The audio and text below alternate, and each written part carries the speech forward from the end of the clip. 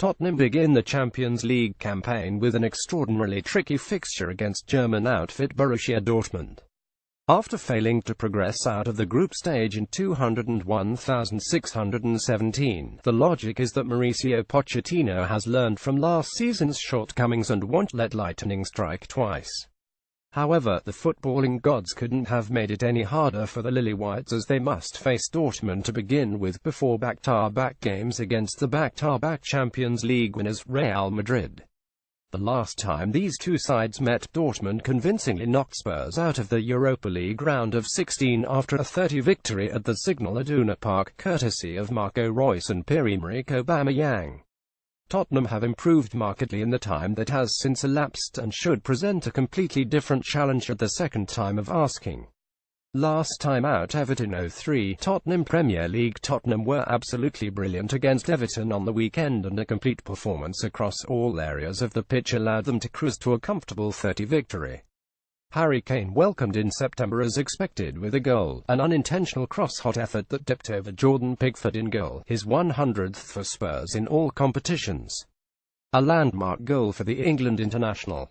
Christian Eriksen continued his own fine start to the season with a tap-in before Kane doubled his own tally with a neat finish 47 seconds into the second half, taking his September record to 4 goals in 3 for September. A key component in the victory was the efforts of Ben Davies down the left flank. Patience has been a virtue for the Welshman, and nothing epitomized his rapid development more than a stellar game against tough opposition. Food for thought for Pochettino. Freiburg 0 Borussia Dortmund. Bundesliga. Dortmund failed to make their numerical advantage count against Freiburg, as they were held to a 0-0 draw against the 10 men of the Black Forest. Peter Bosz's side came to Freiburg in good form, having won the first 2 Bundesliga games, but failed to break down the resilient defense, despite having over 80% possession once Jorik Ravet was sent off after half an hour for a nasty tackle on Marcel Schmelzer. Opportunities did come the way, but Dortmund failed to capitalize, with Alexander Schwolow performing well in goal to deny the visitors. Tottenham lineup. Victor Wanyama remains out with a knee injury, but Moussa Dembele could make his return to the starting 11 after his rest against Everton on the weekend, with Moussa Sissoko, who performed well, dropping back to the bench. The Frenchman, however, was suffering from cramp in the closing stages at Goodison Park, but it shouldn't be enough to keep him out of the squad. Elsewhere, there are no new injury concerns for Pochettino to worry about. Serge Aurier, moreover, could make his debut after being left on the bench against Everton to inject the side with more speed on the flanks.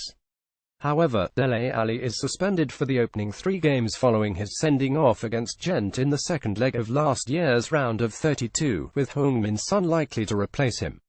Borussia Dortmund lineup. Contrastingly, BOSZ has a raft of injury concerns ahead of this tough tie in the Champions League. Marcel Schmelzer and Mark Barth were not expected to feature in defense after the duo picked up injuries in the draw against Freiburg, with the former sidelined for around 6 weeks.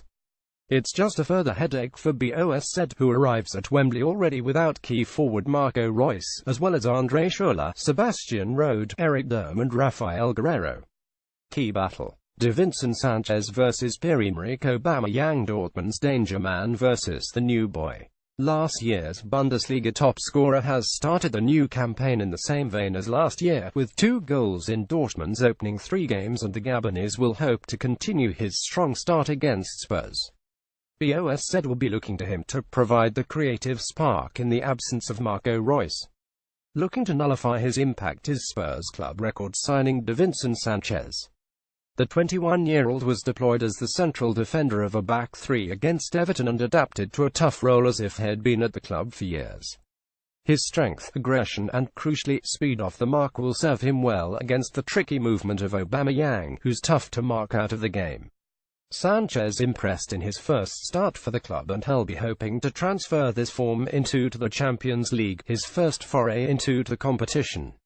Talking points. Welcome to Wembley. This argument has been near beaten to death, but that doesn't make it any less relevant for this fixture. Spurs played phenomenally well against Everton on the weekend, but they must find a means of transferring this level of performance to home turf, that being Wembley Stadium. They're yet to win at home this season, with a loss to Chelsea and a 11 draw to Burnley, and there's a sense that the longer it goes on, the more mentally taxing this issue will become for both the squad and the manager. The Lily Whites' Champions League campaign was ultimately disastrous last season, with their only win at the National Stadium coming against CSKA Moscow once the hopes of making the knockout rounds had already been extinguished after defeats to Bayer Leverkusen and Monaco. Putting this to the back of their minds is key. For Dortmund, though, they'll be treating this as an occasion. A chance to play in England's National Stadium in front of a capacity 90,000 crowd. It's perhaps the extra incentive they need to raise their game after a disappointing draw to Freiburg. Moreover, the increased capacity subsequently pertains to a larger number of away fans, and we know just how raucous the Dortmund fans can get. Capitalizing on the bigger picture, and a thing of note about Wembley, other than Spurs' abysmal record, is the size of the pitch, which is larger than most in the Premier League. It means, therefore, that there will be significant space in behind both defenses primed for exploitation. The back three of Spurs goes some way to negating this issue, with the white centre-backs Toby Alderweireld and Jan Vertonghen covering Christian Pulisic and Maximilian Philip on the flanks, with new signing Davinson Sanchez dropping deeper to pick up Aubameyang as he looks to break into space. For Spurs, though, this could be an important means to victory. A noticeable flaw of the current side is the relative lack of pace without either of Danny Rose or Kyle Walker. With Serge Aurier brought in to replace the £45 million right back, the expectation is that he fills Walker's marauding role with pace and power. Dortmund's high defensive line coupled with the extra space makes this game an ideal setting for a player in Aurier's mould. Eriksen, from Tottenham's number 23, has been in fantastic form this season, contributing 1 goal and 2 assists, creating 10 chances overall. He's Tottenham's the midfield maestro once more, and when he plays well, the whole team tends to raise the game.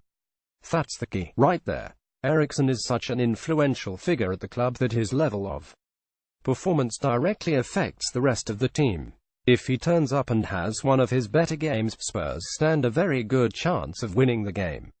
Not only will Eriksen have to get on the ball as much as possible, he'll need to use it effectively as Dortmund's pressing denies him ample time to think in possession. Fast, 1 or 2 touch football is crucial. Prediction: Tottenham 12, Borussia Dortmund. It really depends on which Tottenham turns up. The one from the weekend or the side petrified of Wembley's big stage. If the weekend side turns up coupled with Dortmund's injury problems, a victory is very much in sight for the Lily Whites if Pochettino doesn't make the same mistake as last season and choose a full-strength starting 11. However, it's hard to forget the past and the disaster of last season, and I can see Dortmund piling on the Wembley misery. Want to share your opinion? Why not write for us? Previous post, next post, next.